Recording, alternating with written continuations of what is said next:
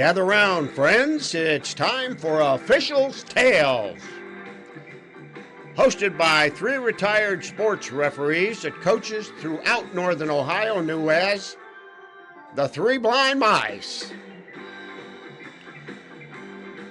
They are authors of the book called Officials' Tales.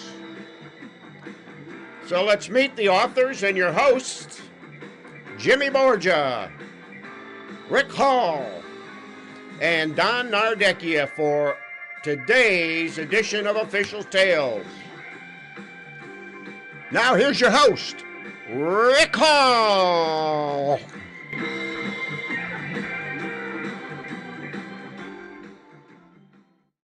Welcome everybody to our special basketball preview part 4, I believe. And we have a couple of special guests tonight. It's really special to us because we know these guys from reffing games for them and actually reffing their games. Yes, we're old. I'm sorry to tell you. So speaking of old, hey Don, hey wait, you don't have that beard anymore. What the? No. It's now shaved November for me. That was October when I had that. It's not Papa's got a brand new bag, but the audition for Santa Claus down to the department store. It's out the door now. I see. Well, in South Carolina, it is a lot hotter, so I could see you getting rid of that face. Yeah, it was 73 today, mid-afternoon. Well, you know how it is. Yep. So, hey, speaking of Santa Claus, there's Jimmy. Yeah. Hey, he's in his sleigh. Hey, I didn't notice that he didn't have the beard till you said that. I thought maybe he shaved it off and put it on top. Nope. Nah. That's too costly. You know how it goes. Yeah. It started getting itchy, so that's all. That's the end of the game. Mm-hmm. Yeah. So, without further ado, we got two guys that we've been really Chris just popped off. We were really looking forward to talking to. I know we've all had the pleasure of officiating their father's games, who, by the way, talked to me via Facebook about our latest post. And I think, unless he's pulling my leg, he might be interested in joining us too early next year. So, without further ado, let's bring on Dave, because he's here. Hey, Dave, he's hiding out from his wife and kids, just so you know. He's not shackled in prison. It's not a 8x12 cell or whatever. How you doing, Dave? Great to see you guys. Go way back. Oh yeah, we do. When I was a little ball boy for my father, until you officiating when I played, and then coaching. A lot of great memories. Great to see you three. Yeah. Oh yeah, I'm sure you got a lot of great memories of that, especially us working in front of you too. You had a lot. I'm sure we've had different conversations on the floor. Boy, Chris just keeps popping in and out. I can see him, but I can't see him. So I don't know what's going on. But let's get started with Dave. I know Dave has been a pretty prominent coach on his own. He learned the game early, being around his dad, and that great program there at Wynford. And I know we're just proud to have you on, Dave. So why don't you give us a little background about your playing days, and then rolling right on up to what you're doing now. Well, looking back, I started at Wynford, like you guys said, and got to come through my father's program. I'm the oldest of 5 boys. And then we have a stepbrother because my dad ditched my mom, and he picked up another one. So so I went to Wynford. I graduated in 1994. Had a great experience at Wynford. Had a great experience at Wynford, and when I graduated in 94, then I went on to play 4 years at Bluffton College back then, and had a great experience playing college basketball. And in 1998, I graduated from Bluffton, and then I was a business and sport management major. I didn't want to get into teaching, coaching. I heard my dad complain, and I ended up I wanted to go in the NBA, and I was in the business side. Started with the Charlotte Hornets, then did the Orlando Magic. And then when I was in Orlando, I knew I was like, I want to get back into teaching and coaching. And I remember calling my father saying, Dad, this sales and it's just not for me. I'm not into making a difference with kids. And he says, you're a bleep, bleep, bleep. You're making over $100,000. Why would you come back and teach? So then I came back to the Cavs, and the year I was at the Cavs, I was taking classes to get my teaching license. And then after 1 year with the Cavs, I went to Bucyrus High School. I was a freshman coach for a year, and then 3 years JV coach under Todd Martin. And now the past 20 years, I've been the head coach at Colonel Crawford High School. Great.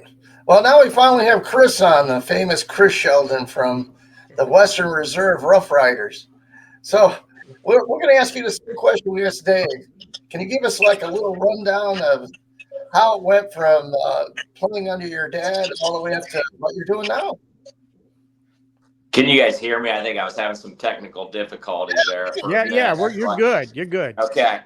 All right. Hey, no, guys, thanks for having us. Our It's pleasure. always great to get on and have an opportunity to talk about basketball.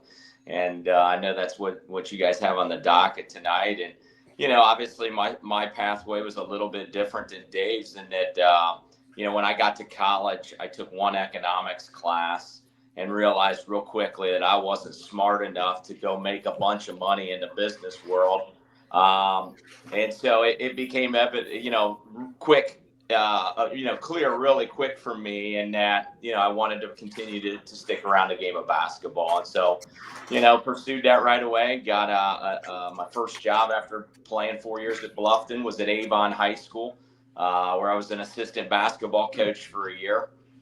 Scouted Western Reserve, not really knowing anything about them, playing a really good Keystone team that we were going to play that year. And loved the sophomore point guard I got to watch that night. And, didn't think much of it until that spring. The head basketball coach at Avon came to me and said, hey, I really think you should consider that job. And, that as I dove into a little more, really found they had a lot of upside coming, even though they hadn't been very successful. And, lo and behold, 24 years later, I'm still there and coaching the game of basketball. So, it's been a great ride for me, and don't regret a day in my life of choosing this pathway. That's for sure. Well, hey, you guys are third generation Ohio basketball coaches here. And I know in talking to you, you both remember your grandpa. Tell us a little bit about him and where his legacy, a lot of it sits in Lorain County, doesn't it? Tell us a little bit about him. Yeah, I'm sitting in his house right now, Don, doing this interview, quite honestly. When grandfather passed away, I was the only one in the area. And so I took over the homestead and have continued to make it a Sheldon coaching homestead. But I think our grandpa, we saw him late in his career, after he was already retired from education. He was a fiery O-line, D-line football coach that had a great deal of success and coached, obviously the likes of Les Miles, which most people know. But, as a grandfather, we were a little more protected from his coaching style maybe than we were from our fathers. But what we did get to see is how much time he put into studying the game and preparing, for his upcoming opponents. And really, more than anything, I think he was ahead of his time on studying and cutting film, and really trying to give his team and his kids every opportunity they possibly could to be more prepared than their opponents and be ready for it on game night. That's what I remember the most. I'm sure Dave could add a little bit more, but he was a tremendous human being and a great example for us as to how to go about just doing your job and doing your work as a coach when nobody else is watching. So, Dave? Yeah, you want to add to that? Yeah, he was a Elyria guy. You talk about Lorraine and my father and Chris. He graduated from Elyria. My dad did, and he was a football guy through and through. But he was a fierce competitor. What I remember the most about him is every gym he was ever in, officials knew my dad's father was in the gym. He would be yelling and outpacing in the hallway. He never missed one of our games when my dad coached, and him and my grandma would drive down. At the time, they lived in Amherst, all the way down to Bucyrus, go back home, then drive back the next day. So they were very loyal of my father. And then, Chris and I still remember our first district championship back in 2009. My grandmother was sitting right behind the bench at Mansfield Senior when we played Wynford in the district finals. And that's a special memory because she didn't ever miss a game, and she was a big supporter of all of us. But my grandpa was a fierce competitor. And, I think that's where Dad got his competitive spirit. And then, Yeah. unfortunately, he trickled down to us boys, because, we have a brother in North Carolina that's a head basketball coach as well. So our third one, and then we got two misfits, number 4 and 5. We're still trying to figure out what they're doing. Oh, I see. The Island of Misfit Toys, huh? Yeah. Yeah, got it.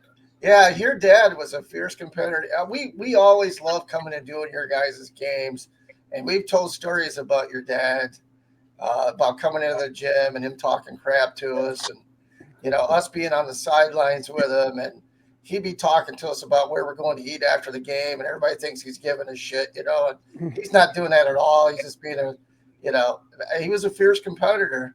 And, like I've told this story several times on the show, but one of my favorite stories about your dad of all time, I'm working with Mike Hyde, who's 6'10". Well, Chris knows his picture's at his school out there. Wait a minute. 6'10". You mean 5 foot 22 inches? Whatever the hell it was. Yeah. He always was looking to fool, make kids think when he walked into a gym, how tall are you? And he go 5 foot 22. So anyway, we're doing the game, and that's when your gym, the plaster ceiling was falling down. And every once in a while, a big hunk of plaster would fall and hit the ground, and we'd have to stop and get the janitor to sweep the stuff out, So it was probably the fourth quarter. This happened 3 or 4 times during the game. The plaster comes down, hits about 2 or 3 feet from Mike, and the hits him, and the plaster goes up on him a little bit on his shoe. And I look at your dad, and I'm like, "Hey, Robbie," I said, "can we get that cleaned up?" And so he's looking around for the janitor, can't find him. So Robbie goes out, and he gets the brooms, and he sweeps the shit out. And I'm like, "Oh, that's cool." So then my favorite part is he's got that towel, that he always, his famous Tarkanian towel, he called it. He comes back into the gym, kneels down in front of Mike, basically polishes his shoes with his towel, gets all that dust off his feet, comes walking back over to me, and he goes, "You need anything else, Rick?" And I said, "No, Robbie, I think that covers it." And that was it. I mean, that's your dad in a nutshell. I mean, he's a fierce competitor, but he was great with the kids. He was great with the crowd. And in all honesty, he was great with us. We always saw that we always had a great time going down there and working your guys' games. And even to that, well, not anymore, we're retired. But even when we were working your guys' games, it was always great.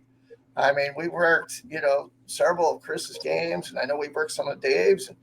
And I don't know that we've ever worked the brothers battle, have we? Have we ever worked the Colonel Crawford? No, there's only been 3 of them. I think that's like they've only squared off 3 times. So what's that like when you got what's that like, guys, when your brother's on the other sideline and you're just like, man, that's pretty intense, I would imagine, huh? For that 32 minutes, you just really hate each other, right? When the ball goes up, you're coaching your kids. And now I don't like it. I'm a panicker and all that. I hate it. Chris doesn't mind it at all. But I don't like that game at all. But when the ball goes up, you're coaching your kids. It has nothing to do with who's standing on the sideline. And, we've been fortunate to have great players, both of us. And, it's more the fans in the communities that make a bigger deal of it than Chris and I. Oh, that's cool. That's my perspective. What about you, Chris? Yeah, it's been obviously hyped up and a lot of people very interested in it through the 3 times that it's happened. But for me, it doesn't bother me at all. As I've always said, whether it's my brother, or another great coaching friend, I never have an issue coaching against those guys because I really value and respect what they do. They've earned a lot of trust from me.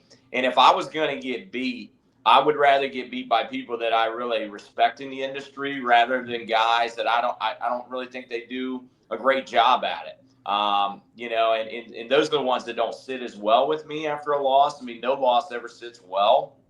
But, if I was going to get beat by somebody, obviously, not that you want to lose, but I'd rather get beat by somebody that you care a great deal about and respect. And so for me, it's not been a big deal other than we've just come out on the short end of the stick a couple times.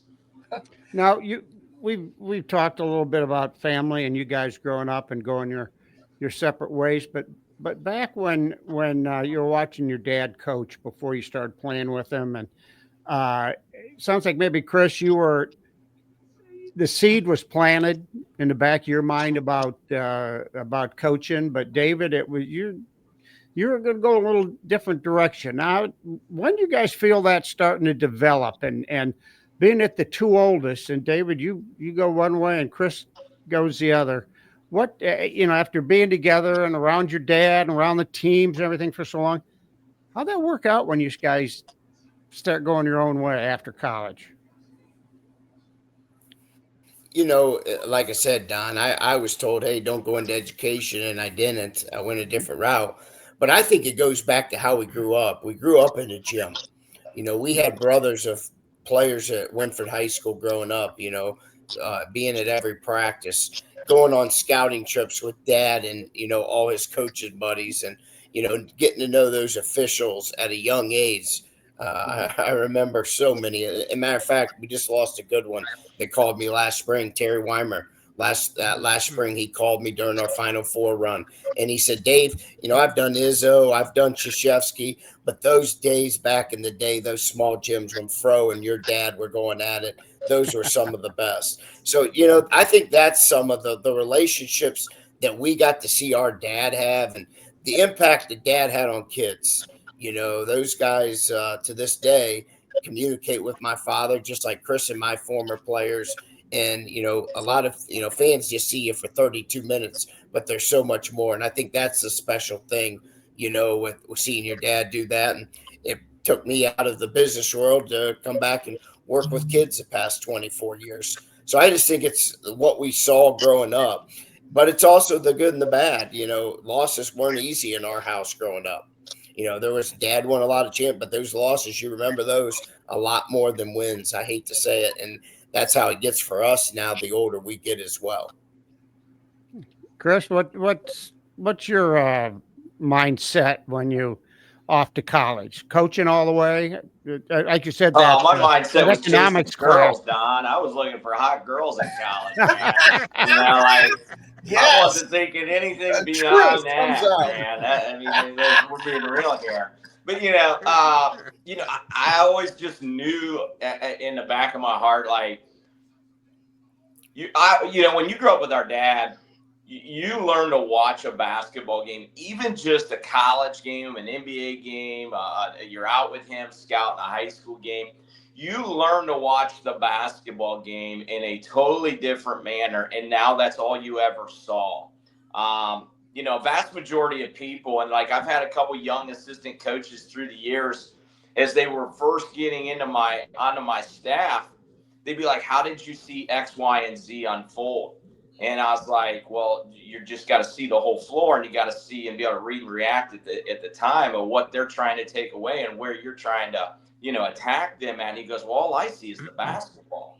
And I think that's how a vast majority of people see sports. It's the same way when you're watching a football game. Most people only watch the football and the action that happens. They don't really watch what happens up on the O-line and D-line.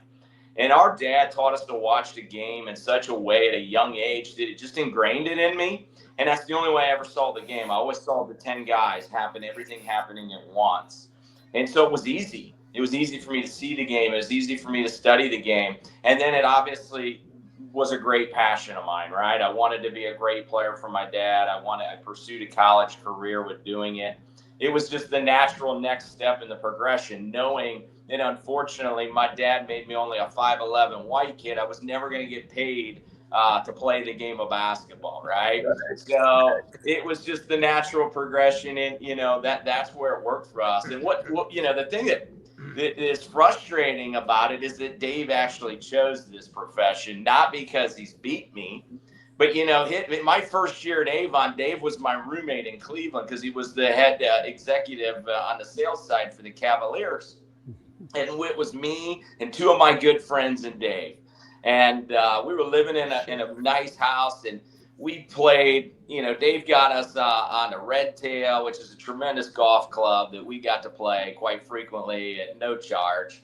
And then we had some other perks because of Dave's job, where we could, hey, on any given night, we'd get a text of, you want courtside seats tonight, or do you want to be up in the loge? And we the Cavs were so bad, like Trajan Langdon, Shauna Jopp, the Miller was the point guard, Andre Miller. It was horrible that most nights we were like, we're not driving downtown to watch that tonight, right? We got better things to do. But some nights we'd go. But it was a great perk of having your brother in that profession. And he comes home in late March, and he tells his guys, I'm taking a job. I'm going back into education in Bucyrus, Ohio. And we're like, what are you doing, man? We're 22 years old. There's your game. There's your golf. We got it all figured out right now. Lo and behold, but Don, lo and behold, 8 weeks after he quits, the Cavs win the #1 pick in the lottery, and his name was LeBron James. So, Dave. Yep, that's how it is. Yeah. Boy, the ticket Close sales up on us real quick. Yeah, that's sort of how it came for me. But Oh, we lost him. He'll come back. Go to the bathroom. I think he was freezing up a little bit. He's There back. we go. We got you back. But yeah, Chris, that's how it unfolded. That Dave pissed me and my brothers off and my buddies as to why he got into coaching. But he's done a hell of a job at it since. Poor Dave. See, Dave, greatly appreciated apparently. Yeah. But I do understand. Let's just say Go ahead, Dave. Let's just say I get abused by my brothers a lot, so I'm pretty used to it now. But no, it's been a great. Amen, Jimmy. It's been a great profession, to raise a family too. Chris has kids now. I'm fortunate to have a daughter that's a junior and freshman, and my wife's been in coaching for 30 years as a head coach, and it's a good way to raise a family. And I think that was a big part as well with our father and, what we've been able to do now, sort of living like our father brought us up with our kids being in the gym. Oh, yeah. And, Chris was talking about, seeing a game in a different perspective. When you're a player, or us as, we played the game, and of course we reffed for 35 and plus years.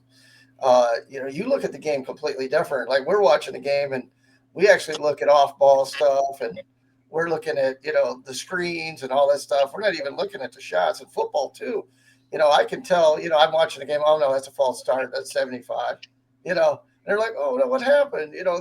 It's just funny. I was at a previous show we were talking about. I was at a football game for something else. I wasn't there to watch a game, and there was a flag on the field. This person in front of me stood up and he was like excited about the flag, and I'm like, this guy's dumb. He doesn't even realize the flag's on them.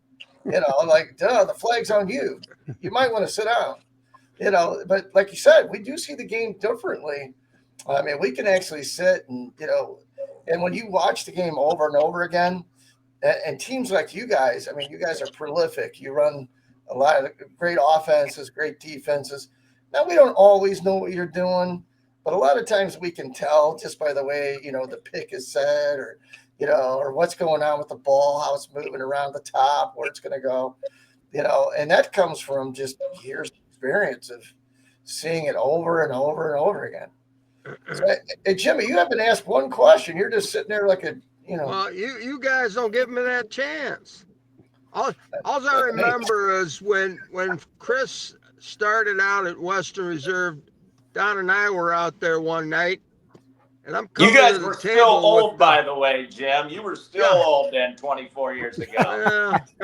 Yeah. But as I'm coming to the table, I can hear Chris kind of that voice, and I reported what I had to, and I turned around and I looked at him. I go, "Is your dad here tonight?" And he goes, "No, why?" And I could swear I could hear him. He kind of looked at me and started laughing, No, but I think you guys have done really well by yourselves. I mean, your teams are, usually perennials. They're always in the hunt. They're very, very well coached teams.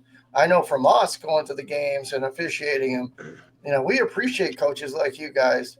We don't have to go, hey, if you got a question, we'll answer it. But if you make statements, we're going to handle that completely different. I mean, you guys already know that when we step on the floor, where that's a lot in itself. And I mean, you guys have been. Well, how long have you guys now? You've been the head coach at Western for how long now?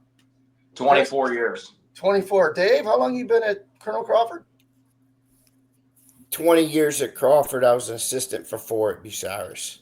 So you guys have been you've been in it long enough where, you've got your feet firmly on the ground there, and I know it's been a pleasure for us to work your guys' games, when we got a chance, and it was just an honor. It was an honor to see you guys grow up and how you guys have came through the system and what you're doing today. It's to say that I'm sure I speak for all of us that we're very proud of you guys, and the effort you put in and the time you give back.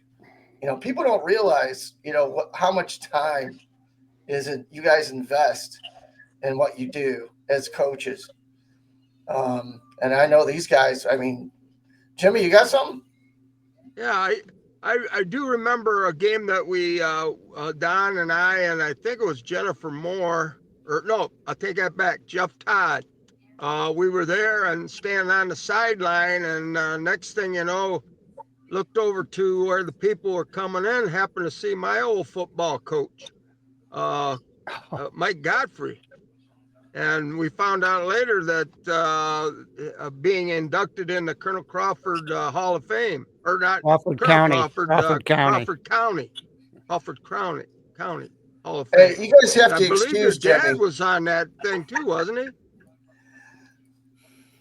Yeah, our dad's better. Yeah, matter of fact.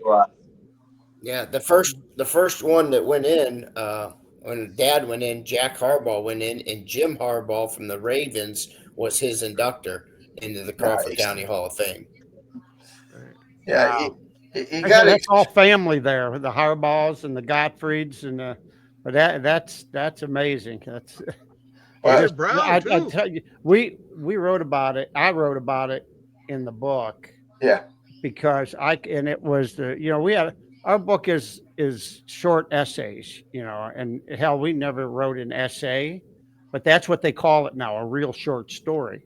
And so that's what a lot of it is. And we wrote about that night at Crawford, and we called it our Super Bowl on a basketball court, because Coach Godfrey talked me into officiating for the fourth and fifth graders or something at the half of a JV game.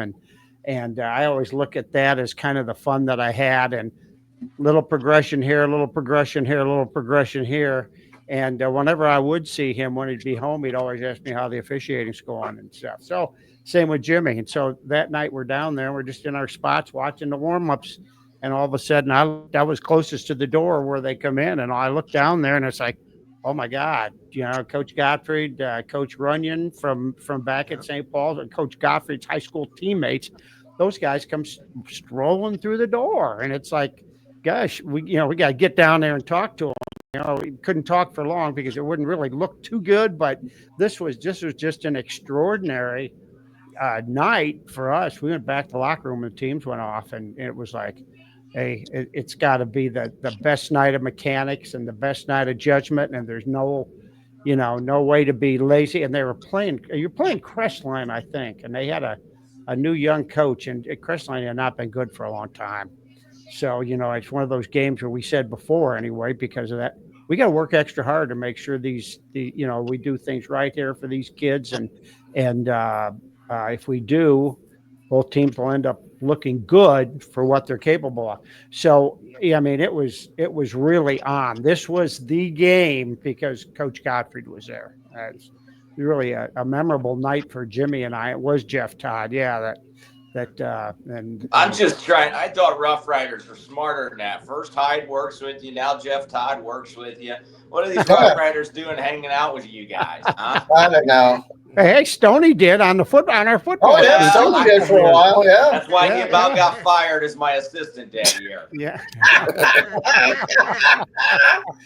Hey, what can I tell you? And the great Chet Fairchild was one of the guys that when I first started. I did a lot with Chet. Great guy. Oh yeah. Hey, we got to sell some books, don't we? Yeah, we're gonna take a quick commercial break, and we'll be right back. Yeah, we'll come back and do a little more singing "Kumbaya" or something. Oh yeah, we'll do a little love fest. But all right. Yes, you can still get our book on Amazon. We're running a special for Christmas.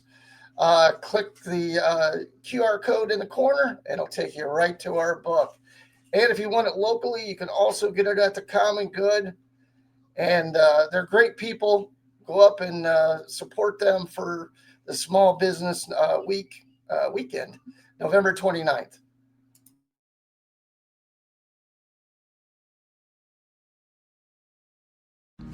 Hi, guys.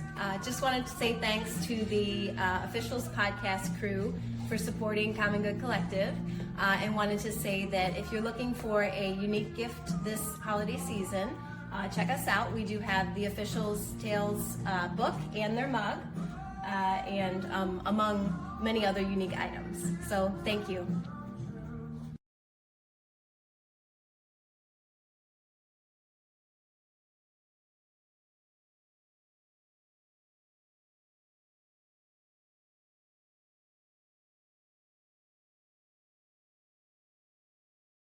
Like I said, go up and support our local businesses. They're what makes the economy run. So without further ado, I'll bring back the Stooges and we'll keep rolling. There's Don. He's back. Jimmy's back. Whoa, what a heat. And we'll bring back the boys. Handsome moon. Hey, yeah. And you can roll that face in some dough and make some gorilla cookies. Anyway. Welcome back, guys. About our guests. Guys, we've established that you're, where you've come from, what you've done, at your coaching, how long, but along the way, obviously your dad was the biggest influence. But since you've been in the business, or as you were getting in the business, other coaches, local, other coaches, collegiate, maybe, any other influences that you've kind of adapted into your coaching style or coaching techniques, or even plays, sets that you run or anything? David, you're the oldest. You always get to go first. For me, there's been a few. I've been very fortunate to become really close with Joe Baylog. And Joe's retired, but he still comes over to a couple of my practices, watches, and he still watches film. He's doing games on TV now. So I call, hey, what are you seeing? Another guy that's been real close, who you guys will all know from the Norwalk, Dave Hershey. Dave Hershey is one of the best around. He got to know him when he was my father's assistant, and he still is. Actually, Saturday, I went over and watched Willard practice, and Hershey's assistant there. And then we've had several. I could list people. Everything we run, I've stolen from other guys. It's not like we're creating new stuff. It's just fine-tuning and attention to detail is what we talked about.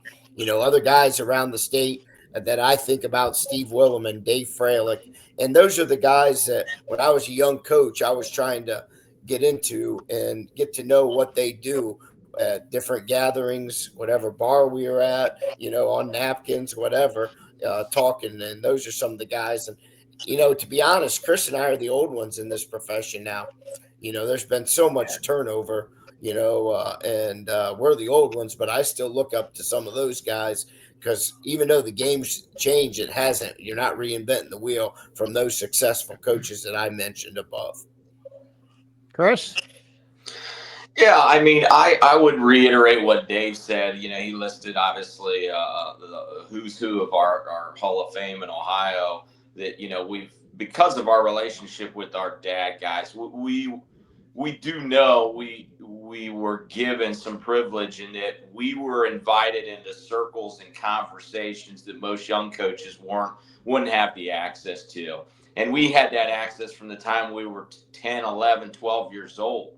And so, you just pick up on bits and pieces from all of those guys and try to absorb and remember as much as you can and integrate it where you see fit, and whether it's a scheme thing offensively or defensively, or just from a management standpoint and a psychological standpoint of handling kids. But I think for us, as we've gotten older, the other benefit is because of technology, we now have so many things at our fingertips on just our devices that, like this year right now, our staff is studying some European concepts from a couple coaches that are in Europe that we have no idea who they are, but we've found some things we really like that applies to some of the skill sets that our kids this year have.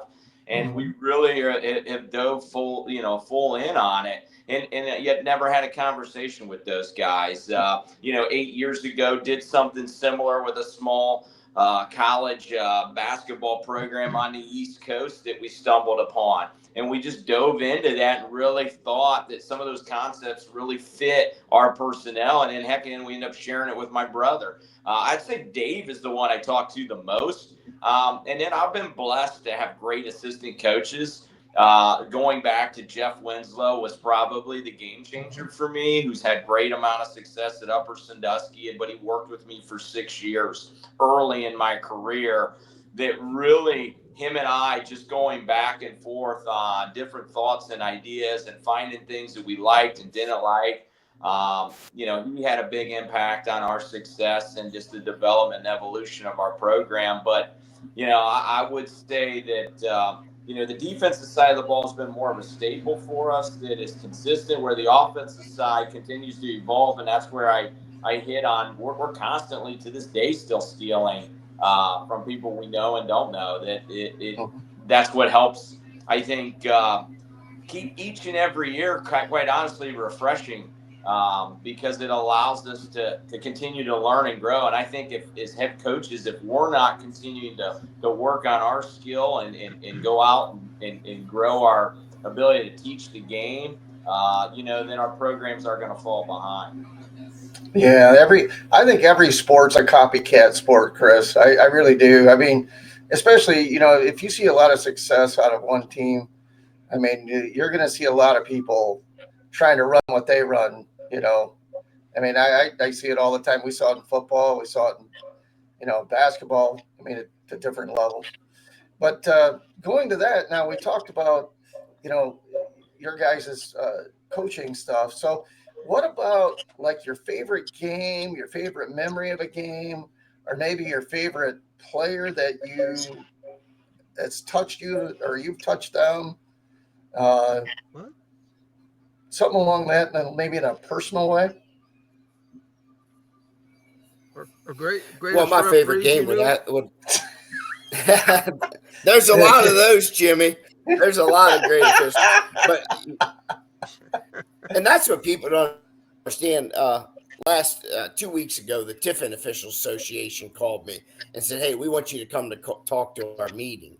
And I went up there, and there's 75 officials, and we got good relationships with officials. Now we're going to compete for 32 minutes and we're going to get in your ear. But afterwards, I've drank a lot of beer with officials over the years, as well. And I think that's the thing as well that's special. It's coaches' relationship, but we also, Chris and I have been around so long that we got great relationship with officials. But, you talk about the greatest memory. For me, Rick, it had to be last year when we won that regional championship and get to the Final Four. That was a special. It's like, all right, we've gotten to the show. And my dad was fortunate enough to get there twice. So that would have to be probably, I've coached over 500 games almost, and that would have to be one of the most special games. But, you talk about special kids, there's too many. I can't list them. Everybody has been special. There's not a special player, anything. The night before Thanksgiving coming up, we're having an alumni game. And it won't be the alumni game. It'll be the post-game party where I take our alumni out and all the stories that they tell. Coach, you remember when you did this, when you've been somewhere for 20 years and Chris 24, there's so many special memories along the way. Chris? Yeah, I mean, obviously, when you talk about games, Dave hit on it a little earlier. There's been some great games and some great moments that, definitely ring out. I think for us, the ones that stick out the most tend to be the ones you let get away or the ones that you lost. And those hurt more almost at times. Obviously winning a district title, that was big. We unfortunately haven't been able to get out of the regionals. So we're not there yet, but in terms of players, I think Dave hit it well too. When you've done it so long, there's too many moments, and those moments are still happening for you. That to narrow one down more than the other, I think it would be, doing somebody a disservice. I just think the greatest thing about coaching high school basketball in terms of players is when you do see them again. And the stuff they tell you that you said, that you have complete deniability, that never came out of your mouth, even though now they find it to be extremely humorous. Those are the fun parts. When you get a text message, Coach, I just had my kid tonight, and this is his name. When they're sending you invites to their weddings, when they're reaching out to you when they're struggling in their adult life, that's the payoff. Is you not only got to influence them on the game of basketball, but they're still seeking you out for help and support or celebration, and that's what we're ultimately here for. Yeah, I get that because I know with us as officials, it's literally a brotherhood. We talk about that in the book. And it's not just between us, it's between the coaches that we've encountered year after year after year. And, and you remember the good ones. You really do. And the ones you don't have a problem working with. We are a team out there. That's what people don't understand. When officials and coaches work together, the game gets managed well. It just does. If we see eye to eye and that you don't coach a perfect game, we don't call a perfect game. We talk about that on the show a lot. We even have a signal for it for one of our partners. I'm not going to say who that is when he has a mess up on the floor because he only has one really good eye. So, And that's debatable, right, Jimmy? It's funny how they hit on who it was. I don't know how that happened. No hints given there, but but we were up in Southview one night, and all of a sudden Don had got in and out of the locker room. He's going down the hall, and he's talking to somebody as Rick and I are going down the hall, and all of a sudden we could hear this person say, "Well, he's not approachable." And I look right at Rick. I says, "Gotta be talking about you because I'm approachable." No, I'm not. No chance. I'm not approachable. Now, I know for us, I know it helps us so much. If we have a good working relationship with coaches, it just does. And we try our best. It's just it is what it is. Crazy things happen. Actually, a story about you, Chris, is in the book. The night that you were at South Central and one of your starting players hurt himself, and we had to replace him in the book. And the coach from South Central didn't like it too much, and that kind of started the game off crazy. And that was the night we threw out, the three guys underneath the basket from South Central, a kid that came down from the stands, and Howie was going to throw out the sheriff too because he didn't want to help us. So I thought you guys called a hell of a game that night. I don't know what the hell those guys were thinking. I don't know what the hell was going on. Yeah, Howie was. I was just standing there with the ball, going, "Oh shit, what next?" Howie's another official that's living down. He's about 25 miles down the road from me. Yeah, I was like, holy hell. I thought, and you know what it's like down in South Central. You're down there with the banjo music and stuff. You know what I mean? You're not sure if you're making it out of there alive. I'm just letting you know. Well, I think Dave and I have talked about this. We really try to scout officials, not as much as we scout our opponents, obviously. But, we talk about them going into games. We have a good idea of tendencies of who does what, how do they call it. So that's why we're big on, we like it when you get the same crews. We think that the game is called much more efficiently and consistently, when you have the same crews working together all the time. I can remember when I was District 6 president at the Northwest Athletic Board meeting, telling them, quit separating guys when it comes tournament time.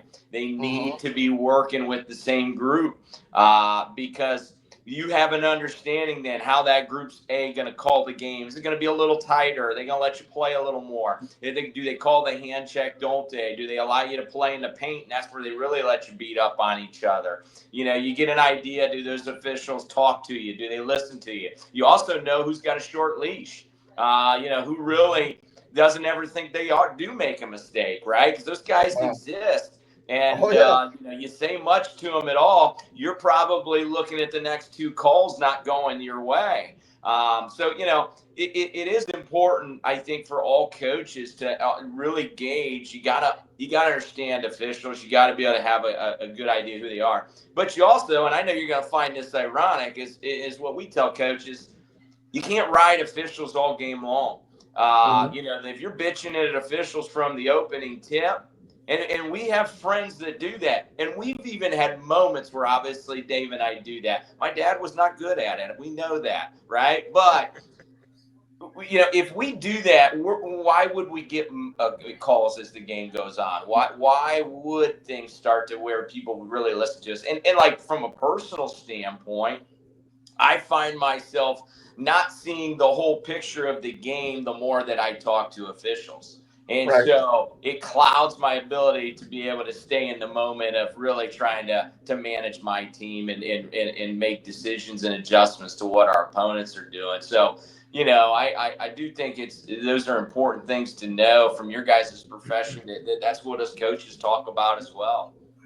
Well, I'll tell you from my perspective, Chris, with a coach that's talking constantly and complaining, you better hope that in the fourth quarter and you need a timeout that I'm actually paying attention to you. Because, that's when it's going to come. That's when the rubber's going to meet the road. And, that's why we always, when we came over to talk to you guys, and we use the same spiel to everybody. But, it's like, we'll answer any question you have, but you start making statements, we're going to handle it completely different. And, and we find that with coaches, they think that, they think they're Bobby Knight or something, and they're going to get their way. And especially seasoned officials, the more that you're jabbering at them, the more they're like, yeah, this guy doesn't know what's going on. If he's talking about, traveling or 3 seconds, that's all his concern is, you're probably calling a pretty good game, because, things happen out there. But, you guys got anything else for these guys before we wrap it up? Yeah, I want to talk a little bit about their leagues, the Firelands and and it's still the N10, isn't it, David? Yes, it is. Leagues now. There's been so much movement in leagues. I mean, I look at the Firelands, and it's really been stable as far as shifting of teams and stuff for a long time. N10, I think you guys have been set for a while now, unless there's been one or two that have been flipping in and out. But that's a tough thing to do, to keep a league rolling right now with some schools losing enrollment, and some people, all it takes is a couple of developments, and they get hot somewhere in a community, and your school goes from a Division 5 to a Division 3, and it's just really crazy. But it's your leagues. I look at them as and back to my days of playing in the Firelands. It's a great farm leagues. You know, you get the kids that have a good work ethic. You get the farm boys that are have been working out on the farm, doing all the chores, that are well disciplined, that are good size. The Sheldon boys, just like their dad did, show them how to run a good, solid, legal pick. It's good, solid, fundamental basketball, and that's why it was fun to work in the Firelands, because you saw that. You may not have great athletes, but you got kids that bust their tail for you Oh yeah. and take to the coaching, and those are the successful teams. I loved working there. I Yeah, mean, the Northern any Flint. reason why your dad stayed at Wynford for so long, and that you guys, as long as you've been at Western and Crawford now, it's to me it's the same thing. You love the kind of kid you're working with. You're Yeah, first, David. Your and oldest. I think the one thing, Chris and I, we're able to coach the way we do because of the way how long we've been. So many young coaches now, they get in and they coach, and Board of Education's run them out. We've been fortunate to be at the same spot, and we're intense and we're tough on kids at times, and that's, I think, why we stayed here. And my father had a chance to leave. I remember going into my senior year in 1994, he came to me and said, "Hey, Westlake just offered me the head basketball coaching job, Rossford." And I said, "Dad, do what you want. I'll go where you want." And that would have changed all of us boys' lives. Mhm. But then he came back and said, "You know what? Winford's a pretty good place," and never left. And I think it's rare. You look at Chris, 24 years at one school, my wife 30 at Wynford, and me 20 at Crawford. You don't see that much anymore. And Chris has got called for bigger jobs. I've could have went, but there's just something about that small school and the Yep. respect that we have in our community. I mean, how many coaches, this day and age? Chris is the assistant superintendent at Western Reserve, and I'm the treasurer of Colonel Crawford. You don't get to do that much and be a coach. And that's because of the respect that we have in our community, the hard work, and the successes we've had. That goes a long way. Yeah, Yeah, Dave and I have been blessed to work in two great communities and be supported by a community that allows us to teach the game in a way and manner in which we think is the best way to have success and build kids. And that's not always for everybody, and some people aren't given that same freedom or flexibility that Dave and I have had. And obviously we've both won. We're not naive to the fact that helps. When we've won as much as we have. But at the end of the day, I think it also says, like, Dave and I ask our kids to be loyal. We ask our assistants to be loyal. And who are we to go job hopping at bigger jobs if we can't uphold the number one priority we find to be important to our success, and that's loyalty. And I think that's why we're ultimately where we're at. We both have had calls. The last time I got a call, I told him to pay me $100,000 just to be the basketball coach, and I'll consider it. Otherwise, this conversation's over. But the high school basketball's not paying that nowadays. No, it's been a great fit for us, and I think it also is similar to our leagues. Our leagues are fairly consistent in all of those things that you hit on, and when you're comfortable and you like where you're at, the people you're working with, and the kids you're providing services for, there's no reason to go look elsewhere. Yeah, I agree. I think, but what it really comes down to is when you find your passion and you're where you're supposed to be, it. Yeah. Jimmy, you got anything, Jimmy, as we wrap these guys up? Well, I don't want to pour a little salt in the wound, but I remember doing a sectional game where Dave was there, and I hate to say it, but you got shut out the first half. Do you remember that game? Yes, that was when we were playing Wynford, and it was 12-0 at halftime. And Yeah. I was really excited because we came out and ran four corners, and that Wynford team during the regular season beat by 30 something. So yes, it was 12-0. I was getting beat My at my halftime. partner that night was Jim Yeager, and he had officiated that game the weekend before. And I remember as we're going into the locker room, Chris was playing down the street down at Old Fort, I think, and he came to watch you, and he looked at me as he's going into your locker room like, "What the hell?" And I'm thinking, I told Jimmy Yeager, I said, I thought 11-0 was a skunk. So if they get to 21, I'm walking out of here. And,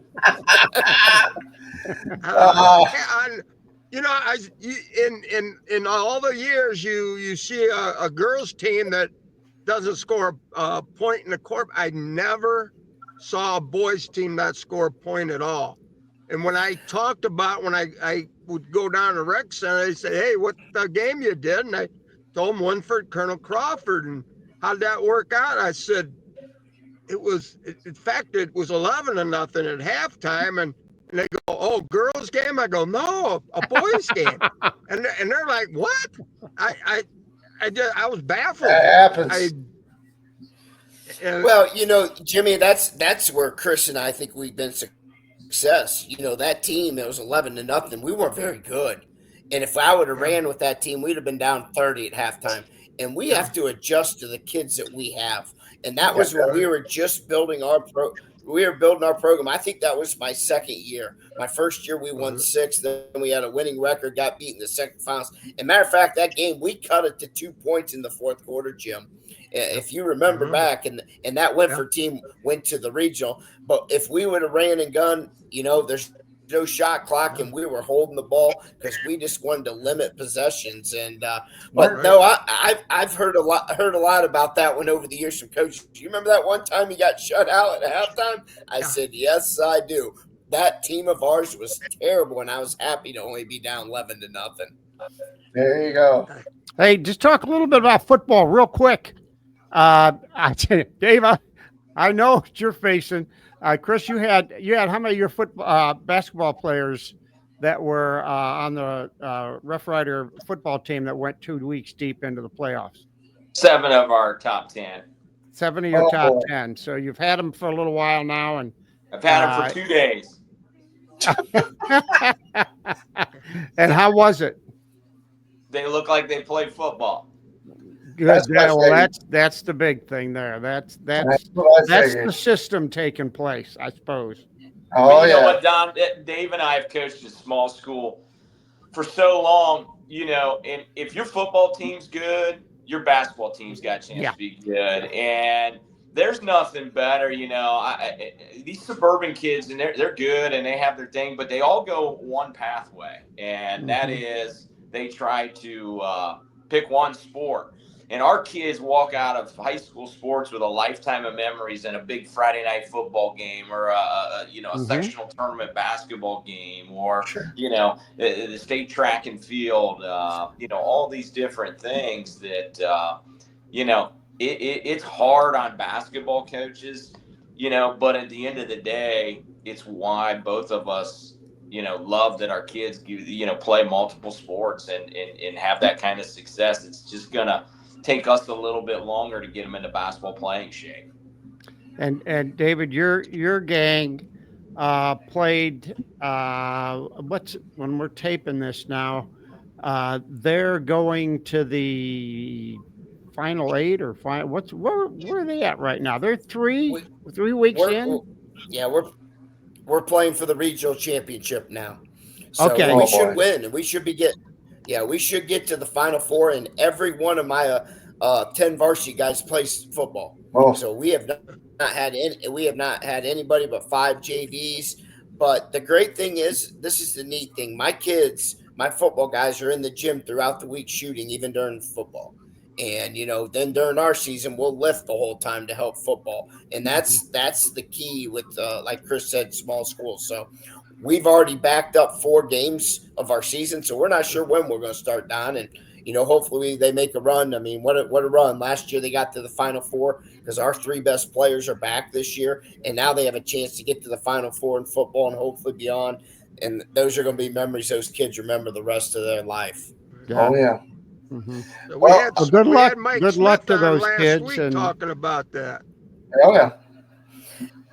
I called Smitty Saturday morning, Borgia, and said, hey, I'm dealing with football. How many weeks do I need to practice before I play? So I actually just talked to Smitty on Saturday. Oh yeah, he's been through it many times. Yeah. Many. Yes, many he times. has. well, you guys are getting used to it too. It's like you say, it's part of small school life, and those kids coming out of there are so much more well-rounded than the kids that just stayed the course on one. I think that's it's a good opportunity for those kids to get disciplined in more than one sport and more than one way, and help them no matter what they go into. If they head to college, if they head into the workforce, if they head in the service, the discipline that they get from high school sports is going to make a much, much better person when they go to the next step.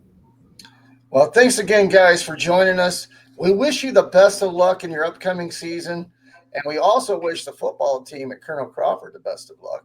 Yeah. And I think Jimmy's flagging me. Jimmy's got one more memory now. I'm not really sure. Oh, What do you think? No.